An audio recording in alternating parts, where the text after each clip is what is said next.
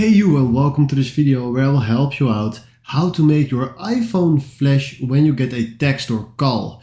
And this is a nice feature, but you need to know one single step. So what we need to do now is we go to settings, and then from here you have all the options just right here.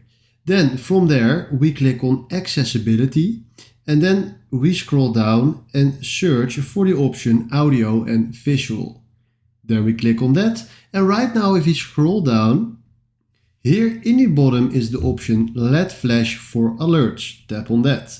Right now he is off, but if we tap now on and we can decide flash while unlocked, and we can decide flash in silent mode. So right now we have everything on. So when someone calls me now, my phone will flash with every alert.